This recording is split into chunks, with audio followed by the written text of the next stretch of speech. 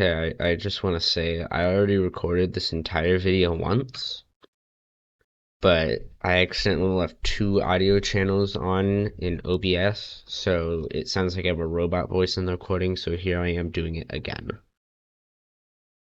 But I'll get on with it. Hello, this is Donut Thunder recording the second episode of A Gamer's Guide to War Thunder. Gamer Crunch will be joining me next time, but it's just me this time. This episode is made for anybody who plays War Thunder, whether they are brand new to the game or have been playing for a few months, depending on what they want to learn. And I have not played with all of these vehicles I am talking about today, so if you think I make a mistake, feel free to correct me in the comments.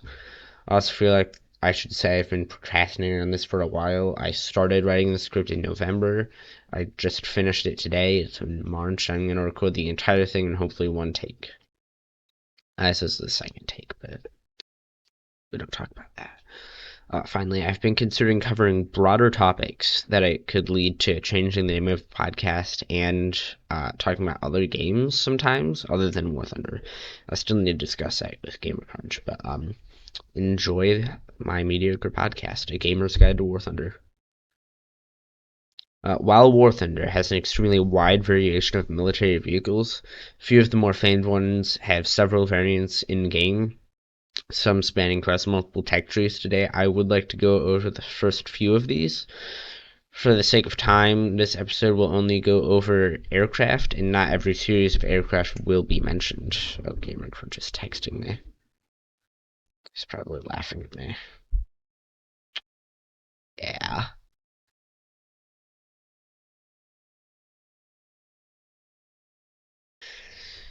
The F4U Corsair.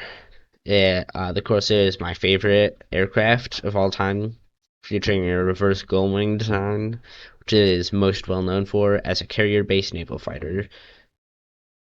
Nose made landing difficult on carriers, though, so eventually the British took the Corsair in their navy and developed a successful landing technique, so it wasn't used on carriers by the U.S. Navy until 1943 or 44. Um, After the U.S. Navy began using the Corsair on carriers, it was all around the Pacific, which before was just on island bases. And the British also modified the Corsair with a clipped wing design, but otherwise they didn't make any other changes to the Corsair. In War Thunder, there are 12 variants of the Corsair, spanning the battle ratings of 2.7 to 5.7. And the first Corsair in the game is the F4U-1A, which has an armament of 6 50 caliber machine guns, and the last Corsair in the game is the F4U-4B, which has a few 20mm cannons.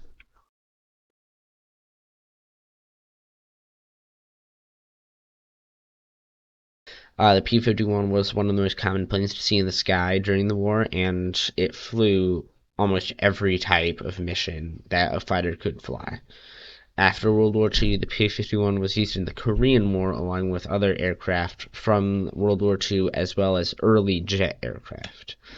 In War Thunder, the P-51 has a total of 19 variants appearing in 6 tech trees. And the first addition to the Mustang family was not a P-51, actually. It is the A-36 Mustang, the precursor to the P-51. And unlike the other Mustangs, the A-36 is labeled as a strike aircraft rather than a fighter.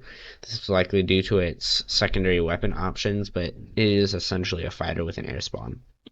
The most interesting aircraft in the Mustang family is no doubt the F-82 Twin Mustang, which is two P-51s linked together at the wing and the tail. In War Thunder, the P-51C features a paint job used by the Tuskegee Airmen, a unit of African-American pilots who were very successful during the war. BF-109. In War Thunder, there are a whopping 28 variants of the BF-109 across 6 different tech trees. During World War II, the Bf-109 was a key player in Germany's aerial victories and was updated and produced throughout the war. Early variants of the Bf-109 carried light machine guns, while later cannons ranging 20 to 30 millimeters and heavier machine guns were added in their place. Now, I gotta breathe.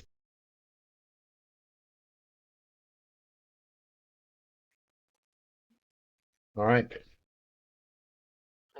So, returning with my water, we are moving on. The FW-190, which, similar to the BF-109, was common in the Luftwaffe, and it was widely known among pilots on both sides of the war. Yes.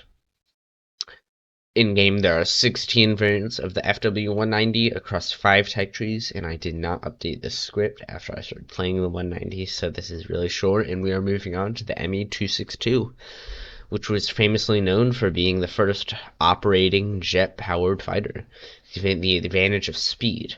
262 was equipped with powerful 30mm cannons, and fortunately for the Allies, the 262 was put in production too late in the war to turn the tides in Germany's favor. War Thunder has 7 variants of the Me-262, all of which are in German tech tree. While the 262 is highly famed, it is not entirely invincible, and for me, it's not uncommon to shoot it down with a P-51 or an early jet fighter. So it's an impressive engineering feat with early jet and all that, but as a fighter itself, it is not entirely the best. Moving on, we have the F4 Phantom II. The Phantom II was developed for long-range combat. Its designers predicted that dogfighting would soon be replaced by radar-guided missile combat. As such, the Phantom was never equipped with built-in machine guns or cannons, and after realizing that guns had to be added in order for the aircraft to be successful, a gun pod was added under the fuselage for many missions. Although it was also the designer's assumptions were the 2-man crew and the slow turn rate because they didn't think it would have to do any dogfighting. In War Thunder, there are 15 variants of the F4. My gameplay has shown it's best to start off using the AIM-7 Sparrow missiles at long range, switch to AIM-9s at close range, and then bomb targets after that. Or if you're really close to people and you have people in front of you, enemies, you can use the gun pod to shoot them, but getting into a dogfight is not something I would recommend whatsoever. Moving on to another one of my favorite aircraft, we have the Spitfire. It was a British aircraft and has a impressive 30 variants in game, more than the BF-109 had.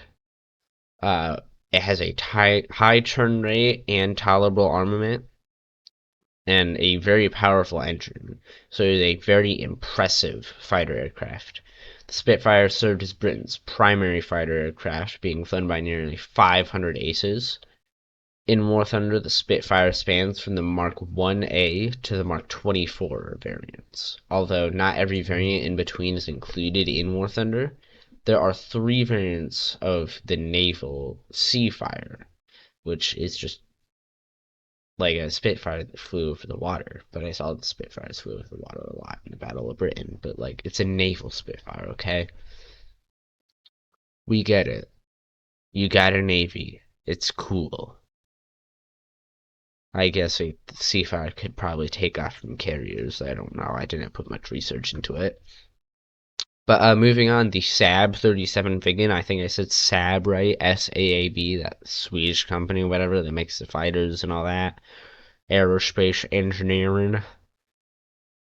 Yeah, I wanted to be an aerospace engineer, but then I've been looking into like stuff like this where I do like audio editing, video editing. I find that really interesting and fun. That's why I started this channel in the first place. But okay, moving on, the Saab 37 Viggen. One of the better known Swedish fighter jets, the Viggen has a strikingly unforgettable design. The armament consists of 30mm cannons, providing good offensive capabilities. Otherwise, I don't know much about the Viggen other than from dogfighting it, but I've learned that it is a highly skill-reliant aircraft, and when used correctly, it is nothing less than powerful. You didn't hear that. Uh, Moving on, we have the Meteor, which was Britain's first jet fighter. While it's not a perfect fighter by a long shot, it was a pivotal design for the nation as the world transitioned into jet-powered aircraft. The armament on the Meteor is nothing to write home about, just a couple of 20mm cannons with a meager amount of ammo, so very similar to a lot of the other early jet fighters. In-game, there are 9 variants of the Meteor, one of which is operated by Belgium, making one of the few Belgian vehicles in-game.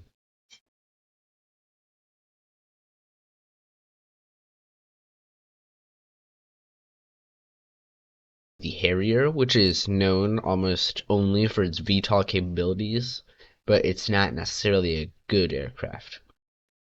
The Sea Harrier, the squadron vehicle, was my first jet in War Thunder, but it isn't the best jet I've played. The Harrier's engine overheats very easily and will burn out if used constantly at greater than about 80% throttle, and War Thunder includes 12 variants of the Harrier across various tech trees. Next, we have the F-16 Fighting Falcon. Nearly every person in the United States has seen an F-16 once in their life, but more likely every person in the United States has seen an F-16 every week of their life. The F-16 is also known worldwide, being used by the air forces of several of the United States allies. In War Thunder, there are only 3 F-16s in the American tech tree. The other 8 of the 11 in-game appear in the tech trees of allied nations, and one of the Israeli fighters, the Barak 2, is a 2-man aircraft, so the pilot isn't so lonely in there. While many planes at top-tier battle rating are equipped with 30mm cannons, the F-16 carries only 20mm, although this does not hinder its offensive capabilities. Next we have the F-86 Sabre. The Sabre is one of my favorite early jet fighter aircraft, and it was used very widely during the Korean War. Sabre was essentially the MiG-15's nemesis, as the two aircraft, while being on opposite sides, were very similar. Sabre's wings were swept back, and in the American tech tree, the F-86A has an armament of 6 50-caliber Browning machine guns, while the F-86F is armed with 4 20mm cannons. The F-86 also has variants in the Chinese, French, German, Italian, and Japanese tech trees. One of the most common export variants is the F-86K, which features a nose cone, unlike the other more common Sabre variants. And for our final aircraft today, we have the F-84 Thunderjet. I didn't really know much about this one. I just added it because I wanted to add a little bit more to this episode. But I have never played it, and I don't know much about it, but nevertheless, I will cover what I can find. The Thunderjet has an armament of 6 50 caliber machine guns. Not necessarily a weak weapon, but I feel that it could use a couple of 20mm with that, just because of its battle rating. And there are 13 variants of the Thunderjet in War Thunder, appearing in 7 tech trees. But other than that, I don't know much about it, so you could do your own research, which also applies to the BF-109, the FW-190, the Viggen, basically any aircraft in here that I didn't give a lot of information on. But that will bring this episode to a close. Hopefully it was interesting to you. I recorded the whole thing on my new mic that a special person gave to me, so thank you to them. If you want to correct me on something, feel free to do so, and I would appreciate you to correct me and give me tips on how to do it better next time. Try not to procrastinate on the next episode, which will hopefully be out by the end of April, but I am not going to make any promises. At this time, it's March 22nd when I'm recording this, so hopefully it'll be out by the end of March, but I need to do some recording in War Thunder to give this some video as well. But that's it.